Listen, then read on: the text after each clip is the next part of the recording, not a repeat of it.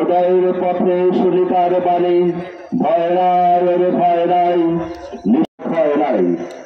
54তম মহান স্বাধীনতা ও জাতীয় আমরা সেটা যে আমরা ডান দিক দিয়ে চলে আসবো, আমরা এক দিক দিয়ে যাবো, আরেক দিক দিয়ে চলে আসবো, সবাই এই পর্বটি সুন্দরভাবে শেষ করতে পারি।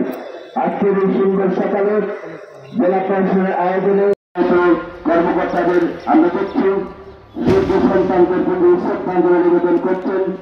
এই পর্বটি আসবে মুক্তিযোদ্ধা বৃন্দ।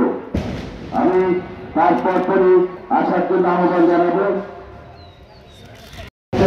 নেতৃত্বে আছেন নিবেদনের জন্য ধীরে ধীরে এগিয়ে যাচ্ছেন।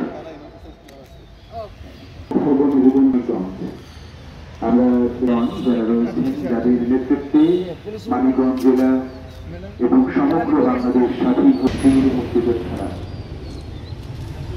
আমরা দেখতে পাচ্ছি মানিকগঞ্জের সুযোগ জেলা প্রশাসক, পুলিশ প্রশাসক সহ বীর মুক্তিযোদ্ধাদেরকে এইমাত্র শ্রদ্ধাঞ্জলি নিবেদন করলেন। আমরা আন্তরিক ধন্যবাদ জানাচ্ছি, কৃতজ্ঞতা জানাচ্ছি জেলা প্রশাসক এবং সম্মানিত পুলিশ সুপার মহোদয়কে। শ্রদ্ধা নিবেদন করবে জেলা পুলিশ।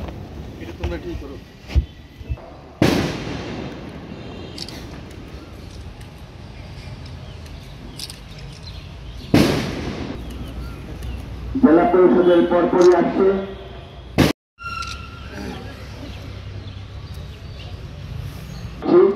আপনারা যারা শ্রদ্ধাঞ্জলি নিবেদন করবেন সুশৃঙ্খল ভাবে শ্রদ্ধাঞ্জলি নিবেদন।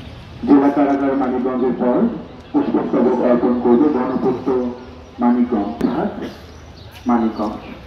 এরপরে প্রস্তুত থাকবে সরকারি বিভিন্ন কলেজ মানিকগঞ্জ, অধ্যক্ষ সরকারি বিভিন্ন কলেজ। এ পর্যায়ে 36 আনসার ব্যাটালিয়ন মানিকগঞ্জ অনুরোধ করছি